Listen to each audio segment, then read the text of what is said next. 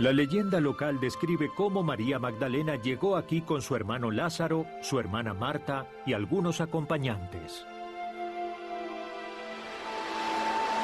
Si la relación entre Jesús y María fue tan cercana como algunas fuentes sugieren, tal vez uno de esos acompañantes, viajando de incógnito por temor a los romanos, haya sido Jesús. Jesús pudo embarcarse en Cesarea u otro puerto pequeño sobre la costa siria para comenzar una nueva vida. Y pudo haber llegado, como muchos creen, a esta parte de Francia. Incluso pudo haber venido con su familia. Estas historias podrían tener fundamento histórico.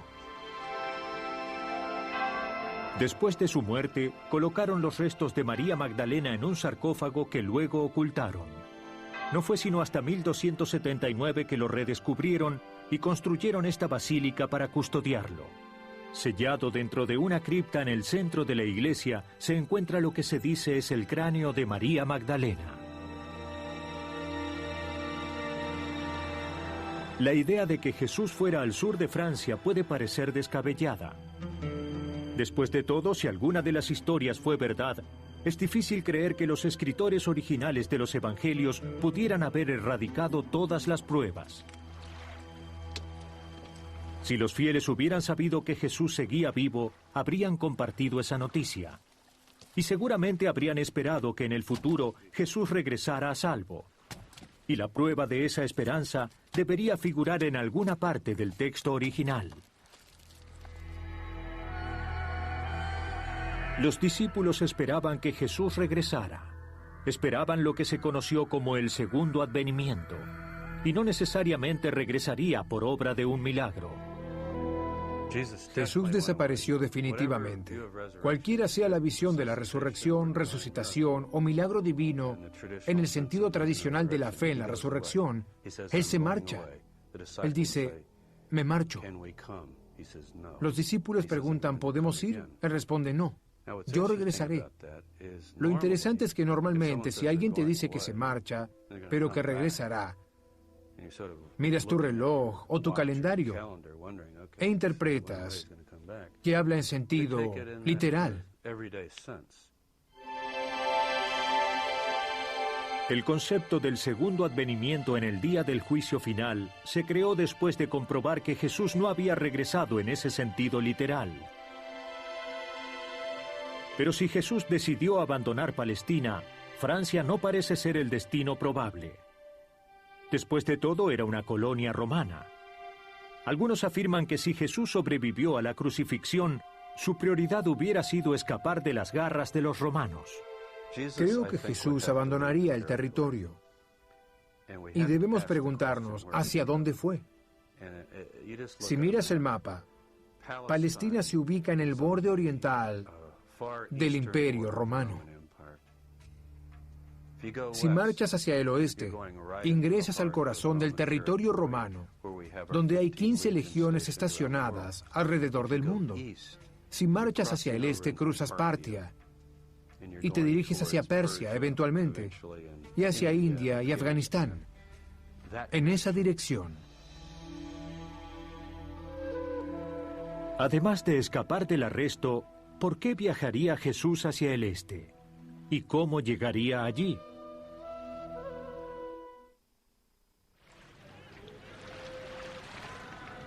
Si Jesús quiso viajar hacia el este para alejarse del Imperio Romano, su travesía desde Israel fue sorprendentemente fácil por tierra o por mar, siguiendo la ruta de la seda o de las especias.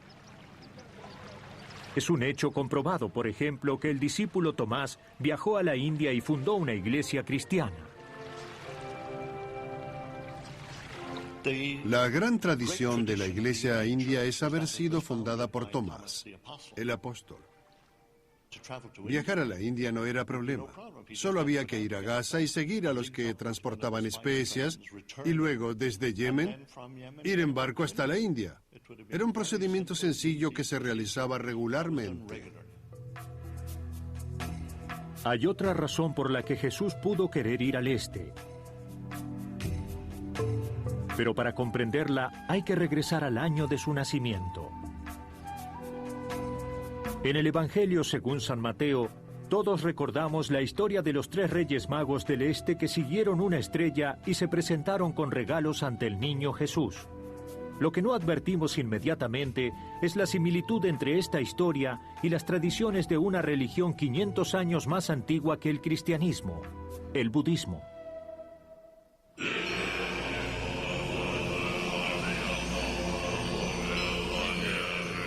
Cuando muere un gran santo budista o lama, los sabios consultan a los astros y realizan travesías extraordinariamente largas para hallar al niño que es la reencarnación del lama.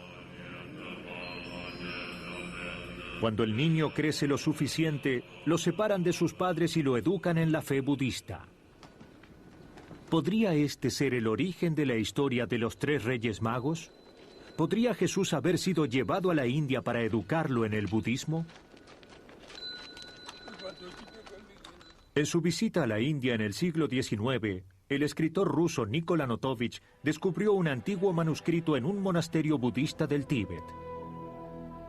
En su libro La vida desconocida de Jesucristo, Notovich tradujo este manuscrito que habla de un niño divino llamado Isa, nacido en el primer siglo en el seno de una familia pobre de Israel.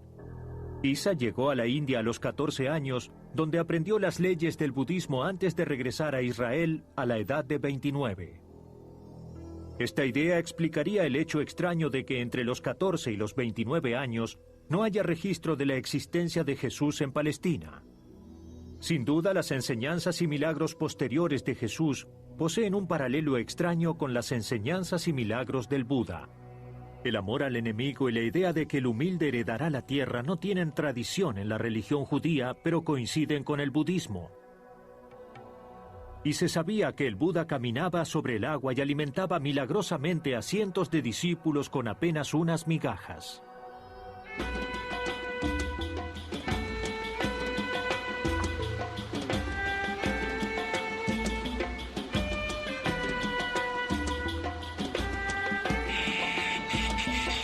Pero si Jesús viajó o regresó al este, seguramente habría leyendas como las del sur de Francia que respalden la idea. Por supuesto, esas tradiciones existen. La gente en Cachemira llama a su tribu Ben e Israel y afirman ser descendientes de las tribus perdidas. Aquí hay historias de que el predicador del siglo I, Isa, conocido localmente como Yusasaf, líder de los sanados, regresó a Cachemira después de cumplir 30 años. Aquí se ve fácilmente que el ministerio de Yusasaf puede ser la continuación del ministerio de Jesús.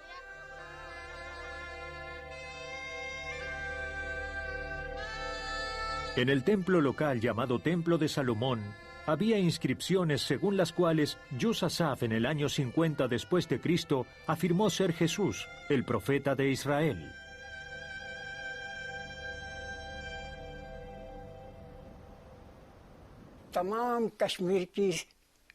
Los libros de historia nos dicen que Yusasaf vino del extranjero. Él era profeta y mensajero. Llegó desde Israel. Vino a difundir sus enseñanzas. Vivió y murió aquí.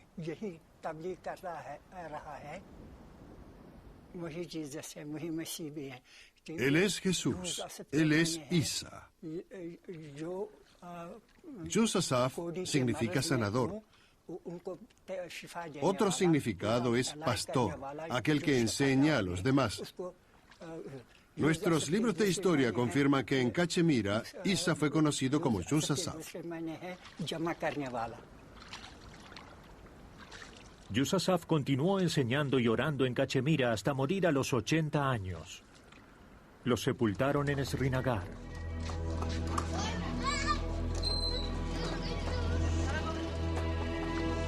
Y dicen que esta es la tumba de Yusasaf. El primer edificio erigido en este sitio data del 112 después de Cristo. Ahora es un sepulcro compartido. En el siglo XV, el islamita sagrado Sid Nasiruddin también fue sepultado aquí.